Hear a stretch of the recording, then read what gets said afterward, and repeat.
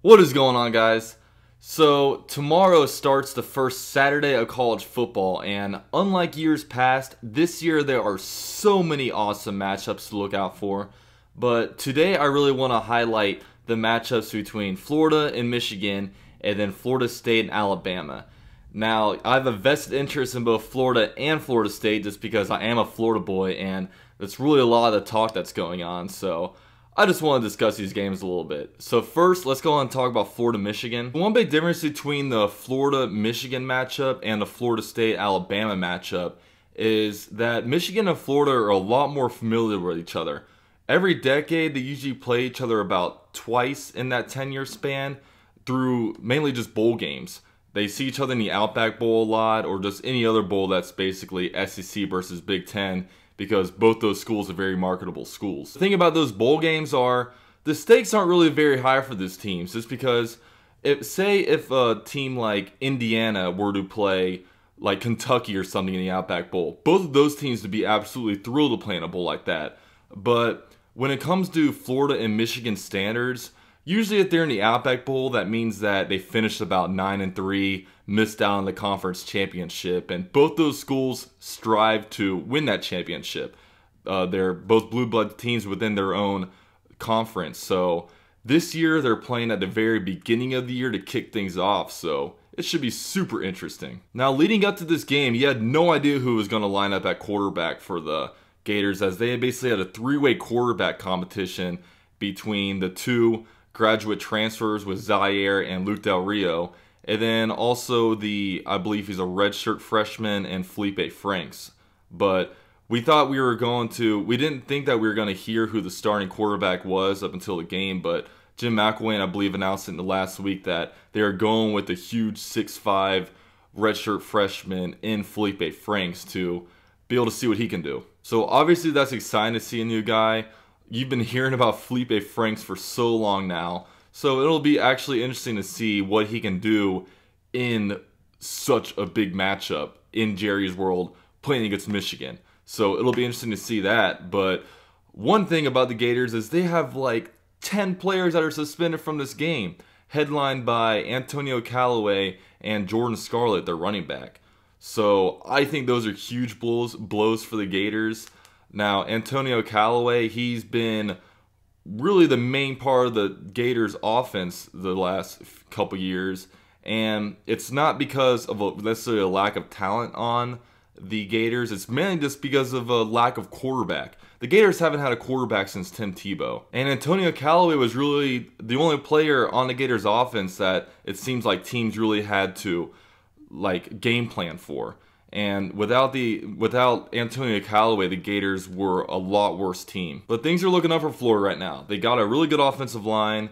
The Jordan Scarlett injury, or not injury, but suspension, it obviously sucks for the Gators. But the thing is, running backs are dime a dozen a lot of times. So if they have a good offensive line to run behind, I really think that a lot of these running backs any running back can really run behind a line if they're giving you holes. Now, it'll be an interesting chess match between Michigan head coach Jim Harbaugh and Gators head coach Jim McElwain, because I think that Michigan's going to try to go deep on Florida a lot and really try to expose that Marcel Harris injury, because, you know, he was their starting free safety. He was a returning player, but with him down, it'll be very interesting to see how over the top they can get on these guys. But man, it's going to be a lot of fun to watch this matchup. One thing that I'll keep my eye on is, are they going to try to interchange some quarterbacks this game?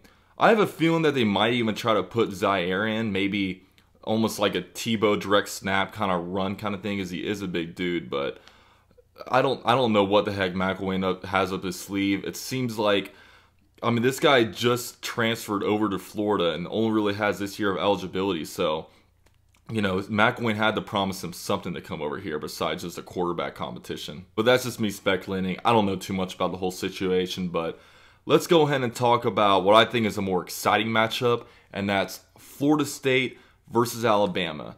Now, this is number 1 versus number 3 seed, and I gotta tell you, I've been wanting to see this matchup for so long. Me personally, in years past, I've been kind of critical of Florida State just because a lot of the times in years past, they didn't have necessarily the toughest schedule, but they've really responded in a big way.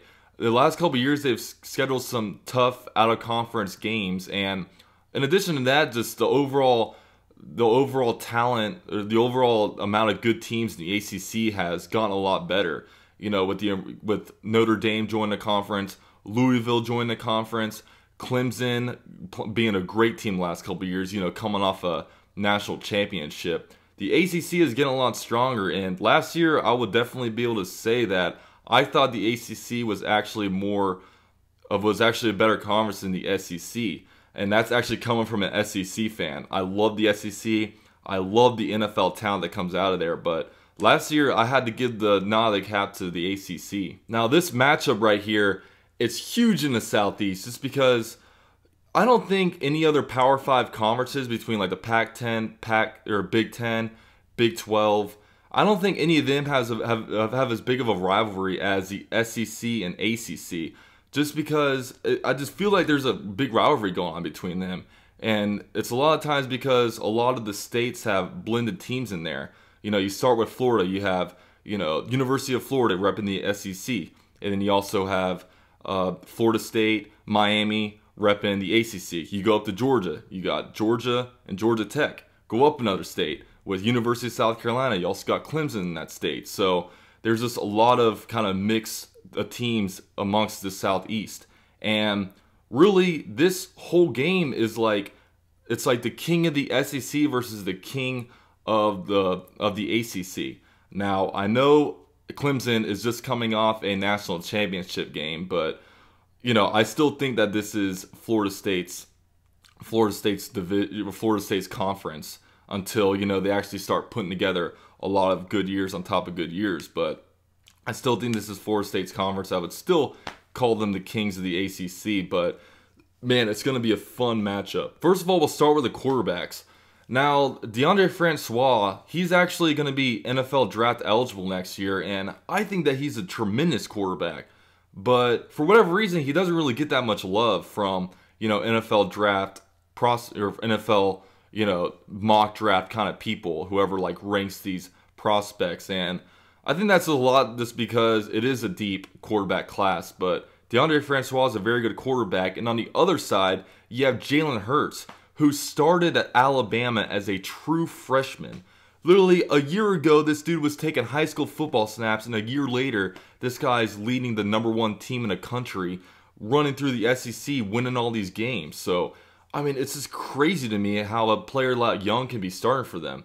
And, you know, he did very, very well.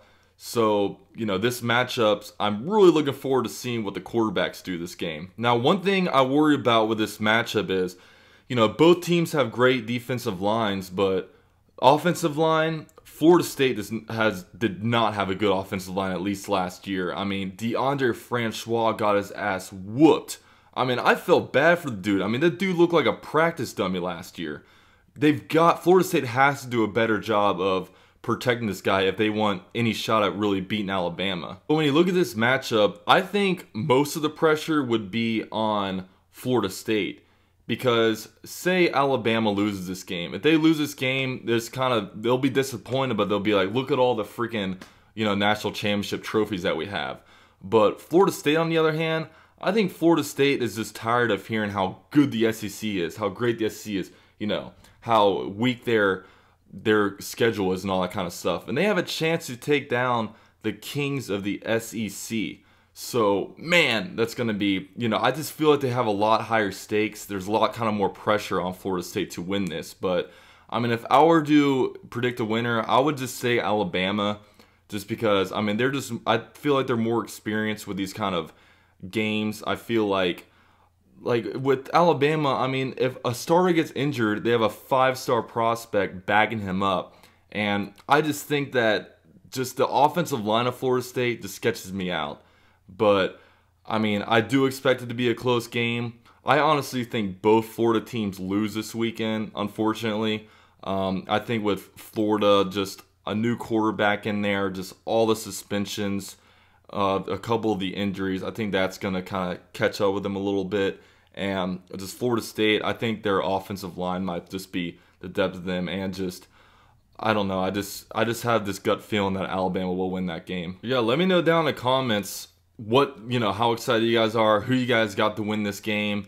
Don't give me too much hate just since I picked both of the Florida teams to lose. I just think, I don't know, I just had this gut feeling that both of them do, but we'll see what happens. I'm just so pumped that it's actually like a good week 1 of college football. Usually it just seems like a college football version of the NFL preseason. It's just usually, you'll see matchups like LSU versus Troy. You'll see University of Georgia versus like Georgia Southern. But this year, we got some damn games to watch. So I'm pumped. I'm fired up. 6 more days to the start of the NFL season. But for now, man, I'm going to be watching some college football. But this is UC at Jaguar. I'm out.